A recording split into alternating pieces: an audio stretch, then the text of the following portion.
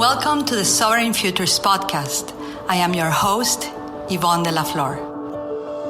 The Sovereign Futures podcast is a sharing space of transformational interviews, sacred teachings, power imagery processes, innovative futuring tools, and topics that can help you design and sculpt your desired futures into your now. Some of our podcasts will be translated into Spanish to bridge cultures where we share the journey of consciousness together. Welcome to the Sovereign Futures podcast. My name is Yvonne de la Flor, your host. And this year, the Sovereign Futures podcast is the second year that we are live as a philanthropic contribution podcast on the planet.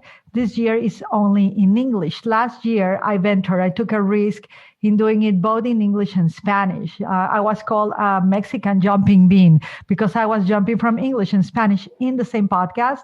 The teachers and leaders that shared their wisdom were super open-minded because they will share in English, I will translate them, and they will do the interview. So it was very long podcast, but people responded really well. And it was just a great risk and experience and adventure. But this year, per request of many, and also because it felt right to me. Honestly, if it doesn't feel right to me, I don't mind if so many people requested, but it felt right to me to do it, and per request only in English. So that's one.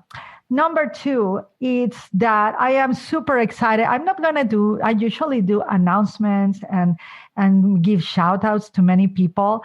But now I'm not, because I honestly have a guest that is, for me, is refreshing just to be with her.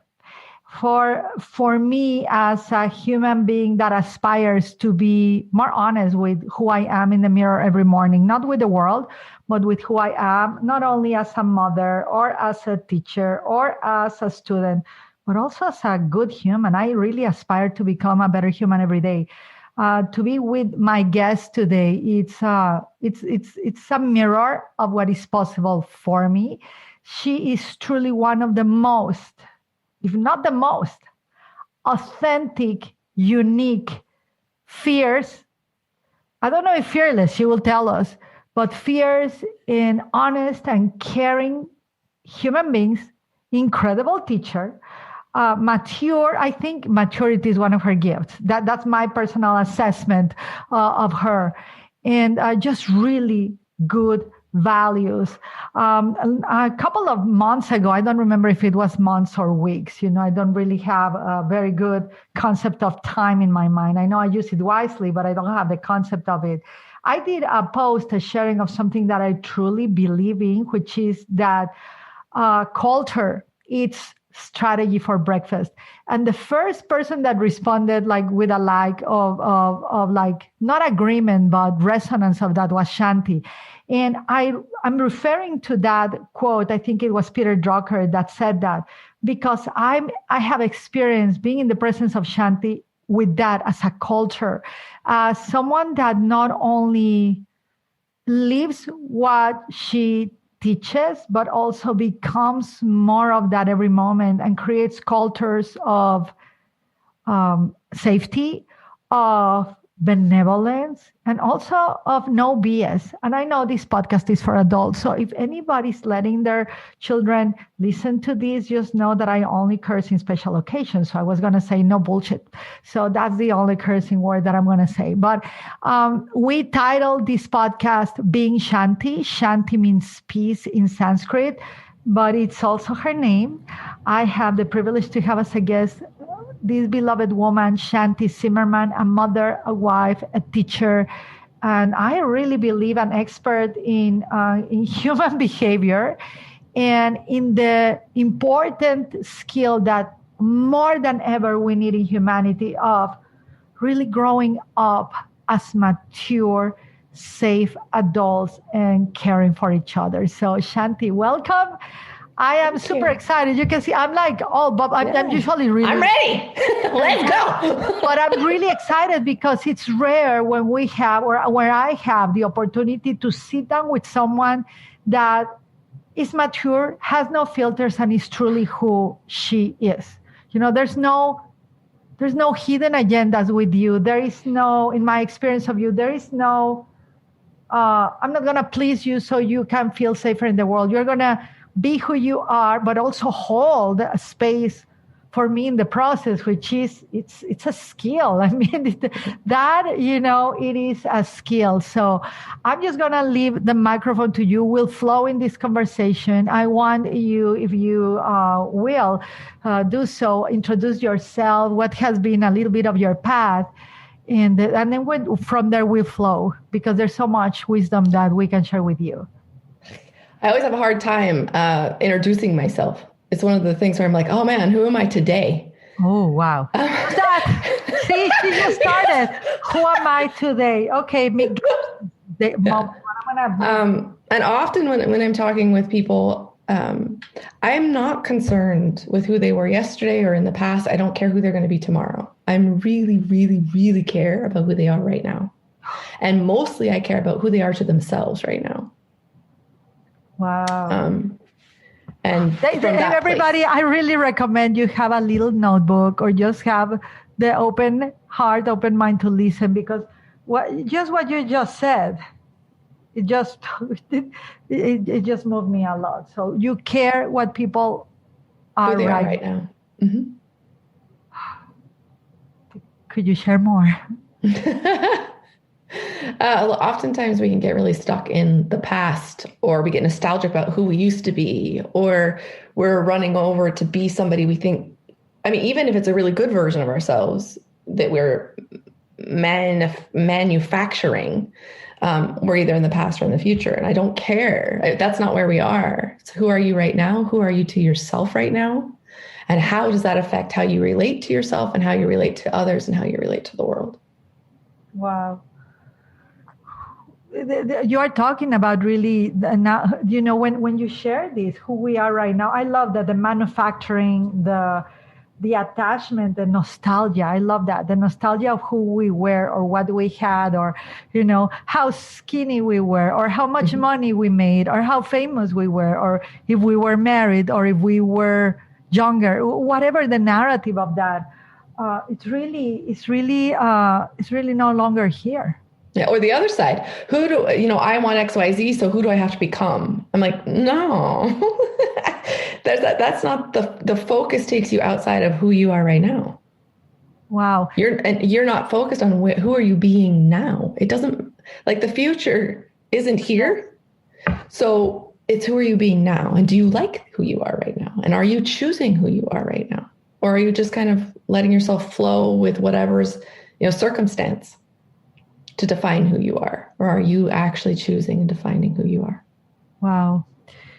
And you can only do that in this moment. You can't do that in the future. Right. And that's where you can actually, create more of your life of what you want. If I'm not here, so then who is here? Mm-hmm. And I also teach people, choice has an entire anatomy. It's a skill set. Choice is not like it's a skill set that there's a lot of things in our human interactions that we treat as common sense. They're not, they're skill sets. Care is a skill set. Responsibility is a skill set. Choice is a skill set. Communication is a skill set. These are things that we have to actively and intentionally cultivate and practice. They're not just given. And often they're kind of really piddly skill sets. They're passed down as and the reason I teach by skill set is because skill set's something you can pick up, you can put down. It's something you can integrate so you don't even think about it, like walking or writing, with your pen, or riding a bike even. Like once you get it, the skill set, it's just there, and you can put it away for 10 years and you can still get on a bike and ride it. But it's not identifying you. It's a skill set that you cultivate and practice. Oh, I love this, Shanti. I love this. And I like to go deeper into this, because you said the anatomy of choice is the first time I've ever heard that. Mm-hmm. I'm very aware of choice and making choices, but there's a whole process. Yeah. Care, responsible choice, being in the now, and the word cultivation. So walk people through this, the anatomy. I know that this is, one of your core teachings, and that you, anybody that has the opportunity to meet Shanti or work with her, she won't work with you only like, hey, how are you one time. You got to be, when you are in the presence of someone that has, I don't even want to use the word embody with you, sounds really old. That really, that really. Well, I can tell you what it is that you feel and you sense. So I have this is not a moral thing that I'm about to share with you, although it's going to sound like it at the beginning. It's not a rule, but it is exactly who I am. It's how you experience me. So I say what I mean what I say, and I live into the words that I speak. I say what I mean what I say, and I live into the words that I speak. That is just so potent. And I think everybody, that you are listening, I know we have incredible audience that they always are taking notes. I will invite you to take notes of this and try it on for you. It's really humbling, actually. I feel humility when you share that. It's my integrity. That right there. And it means something to me. So somebody else might hear that and it means nothing, but it is everything to me. Yeah. It's, I was talking to someone, I've been interviewed a couple of times last week and everything, and everybody was asking me about my core values and everything. And an interviewer said, Yvonne, if I give you $1 million right now, would you this? And it was just out of my core. It was like, I do not compromise my integrity or my core values for money. Never. It was like another voice, right? So it means something to me. Like for you, this is a value that you are not willing to like sacrifice or to negotiate. Well, I'm in such a place that like my choice and my words are exactly who I am. Shanti, I mean, this is just precious. Wow. How many people can say that? Me? No, I don't know. I don't know. Yeah. But I love that. I love that you say that because again, from my experience of you not only share it as zero motivational speech. This is who you are, right? This is who you are. And again, my experience of being with you and getting to know you and talking to you, every time I've had been with you, I feel safe. Number one.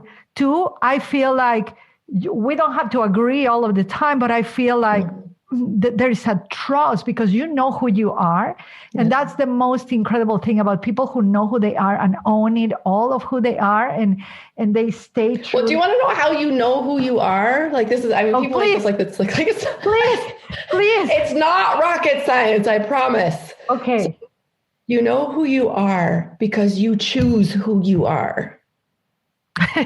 You just simplified the whole culture out there of self-actualization and of self-made people. You just simplified it. And it is so true. You know who you are because you choose. Yep.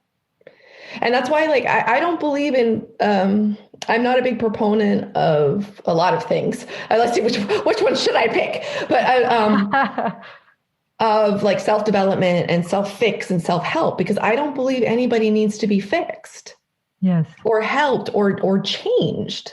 Yes. I'm a proponent of increasing your skill sets of relating. Wow. Which are completely outside of I identify as this. This is just something I can either increase or not. Like a skill set, something you choose, and you can either use it or you don't. But it's not, I'm improving myself. I'm learning certain skill sets that improve my ability to relate first and foremost to myself. And once that's something that I have, increased my skill set to a point where I'm relating to myself in a really healthy, functional way, then I can look at how do I apply that to relating to others in the world. You have right there, that's a formula for really creating more safe environments and more peaceful environments where people can grow more into who they choose to be safely. Yeah. Instead I'm running of a group right now where I'm just like, my mind is, it's a year-long program. It's closed. It's not open. I was about to say people. Nope. And it's, I don't know. It's just where I live and breathe and